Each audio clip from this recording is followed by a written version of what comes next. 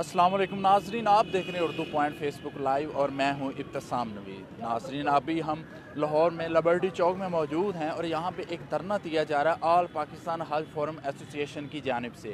उनका मौक़िफ़ ये है कि प्राइवेट जो हज कोटा सिस्टम होता है उसमें हमें मसावी हकूक़ नहीं मिल रहे, उसमें हमें जो हमारा कोटा बनता है वो हमें नहीं दिया जा रहा। अभी ऑल पाकिस्तान हज फोरम एसोसिएशन के जो जनरल सेक्रेटरी हैं वो हमारे साथ मौजूद हैं और उनसे पूछते हैं कि असल में हकीकत क्या है और ये तफसीलात से हमें आगाह करेंगे। जी अस्सलाम वालेकुम। बिस्मिल्लाहिर्रहमानिर्रहीम।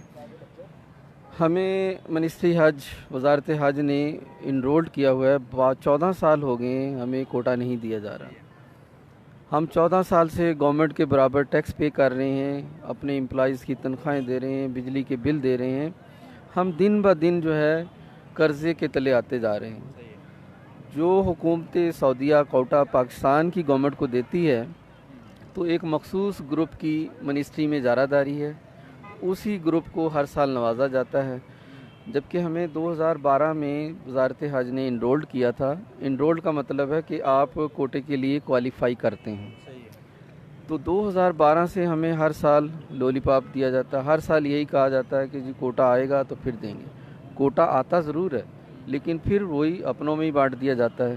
किधर वो जाता है, असल उनके कौन ज़िम्मेदार हैं और सब हकीकत बताइए, हकीकत से पर्दा उठाइए कि वो जो कोटा ये अपने पास रखते हैं उससे इनका क्या फ़ायदा होता है।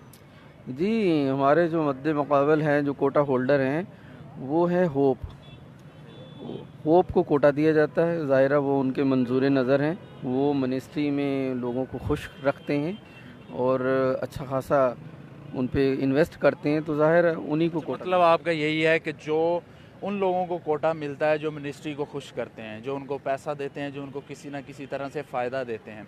आप फ़ायदा नहीं दे सकते इसलिए आपको कोटा सिस्टम में कोटा नहीं मिलता। जी बिल्कुल, यही बात है कि ज़ाहिर है उन्हीं को बार बार नवाजा जाता है, वो उनके काम करते हैं, उन पे इन्वेस्ट करते हैं।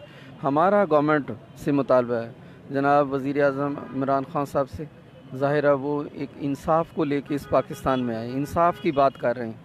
और हमने वोट इमरान खान को इसी बेस पे दिया था कि वो इंसाफ पसंद है।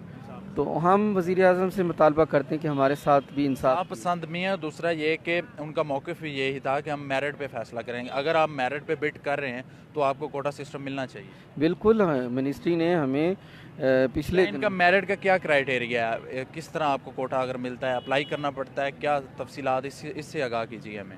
जी, इनका क्राइटेरिया ये था कि इन्होंने 2004 में ये प्राइवेट सेक्टर में आया था। पहली दफ़ा एप्लीकेशनें 2004 में ली, फिर 6 में, फिर 10 में, फिर 12 में ली हैं और हमें एक क्राइटेरिया दिया था। उसके तहत एप्लीकेशनें ली गई और उस एप्लीकेशनों को हमने क्वालिफाई किया और एक बाकायदा लिस्ट बनी। फिर उस लिस्ट के तहत इन्होंने कोटा देना था, लेकिन वही चंद एक मंजूर नज़र चुने गए हैं और उन्हीं को कोटा दिया जा रहा है। अब हमारा मुतालबा गवर्नमेंट से ये है कि जितना पाकिस्तान का कोटा ना इस वक्त 1,84,210 का कोटा है, तो हम चाह रहे हैं कि 3 बराबर हिस्सों में ये तकसीम हो जाए।